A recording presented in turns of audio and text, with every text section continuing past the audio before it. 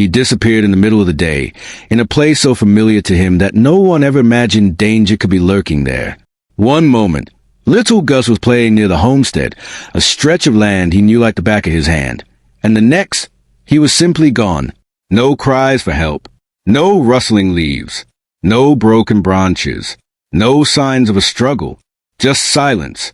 It was a kind of silence that doesn't feel natural, the kind that sinks into the stomach and instantly tells everyone something is very, very wrong. And as this story continues to unravel, make sure you hit that subscribe button and turn on notifications so you never miss an update on this case or any of the major investigations we follow.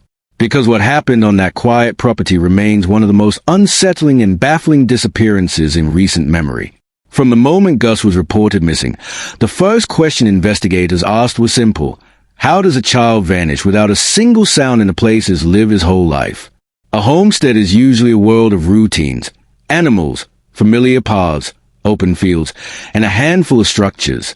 Children who grow up on land like that know where they can go and where they shouldn't. They understand the layout instinctively. For that reason alone, most early theories lean toward the assumption that Gus couldn't have wandered far on his own without leaving some kind of physical clue. Footprints, disturbed soil, clothing caught on branches, anything at all. But multiple sweeps of the immediate area turned up nothing. And not just nothing in the sense of not enough. Nothing at all. It was as though the ground itself swallowed him. Yet what truly deepened the mystery was the absence of any sound. A child in distress, whether falling, encountering an animal, or becoming suddenly frightened, almost always makes noise. Even the youngest children instinctively react vocally to fear. Investigators and volunteers repeatedly return to this point, because silence can sometimes indicate something sudden, an instant removal, an abrupt interruption, or an unexpected event that left no time for reaction. But with no footprints, no drag marks, no signs of animals, and no indication of someone else entering the property, every explanation only led to more questions. And in cases like this, silence isn't just the absence of sound. It becomes a clue in itself. But if the silence surrounding Gus's disappearance was eerie, the silence of his family in the days that followed was even more unsettling. As reporters arrived on the property and community members demanded clarity, family members refused to speak publicly, closing themselves off completely from the media.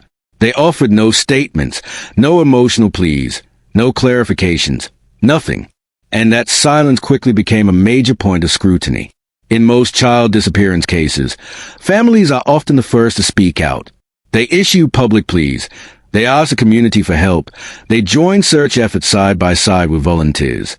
Even when they are overwhelmed with grief, confusion, and fear, most families understand that public communication helps keep the child's story alive.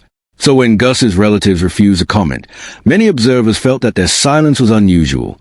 Reporters repeatedly attempted to gather statements, hoping for even the slightest insight into what happened that day. But every attempt was shut down. One of the reasons people reacted so strongly to the family's silence is because, in high-profile missing child investigations, transparency is often seen as a sign of innocence and cooperation. Silence, on the other hand, can unintentionally create suspicion, not because it proves wrongdoing, but because people naturally try to fill information gaps with their own theories. And with social media amplifying every rumor, every guess, and every half-truth, the family's refusal to speak only added fuel to fire. Some defenders of the family argue that silence does not mean guilt. Trauma affects people differently. For some, speaking publicly about a missing child is unbearable. Others fear being misquoted or judged. Some simply shut down in crisis. But regardless of the reason, the silence had consequences. It created an informational vacuum. And whenever a vacuum forms around a case as emotional, speculation rushes to fill it. The tension between the family and the press escalated dramatically when a grandparent confronted a reporter on property and allegedly threatened them with a shotgun. The confrontation happened during what was supposed to be a routine media inquiry, just a journalist trying to get a comment, a timeline, or some basic clarification. Instead, the situation quickly spiraled into an incident that stunned the community and further complicated public perception of the case.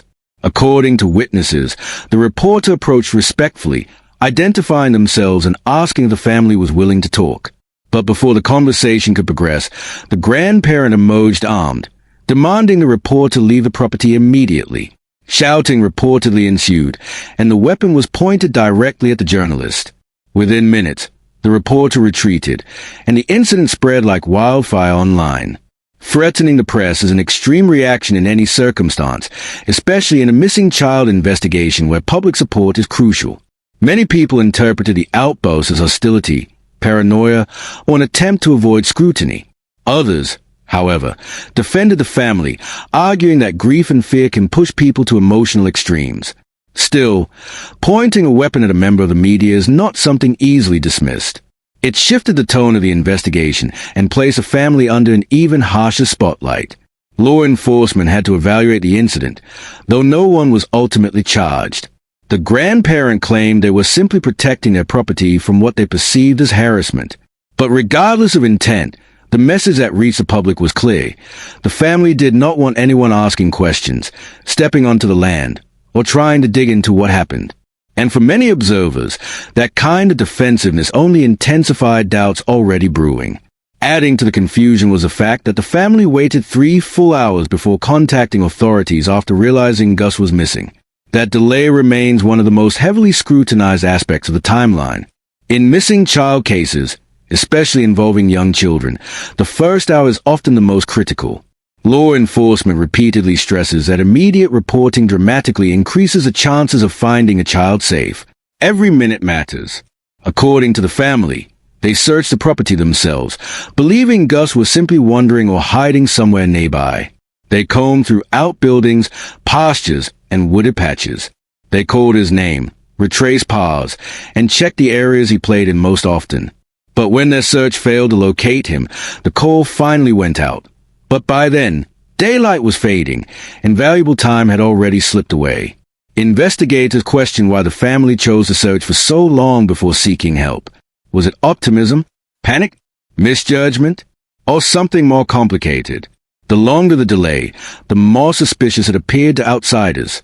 In many public discussions, this 3-hour window became one of the most debated elements of the entire case.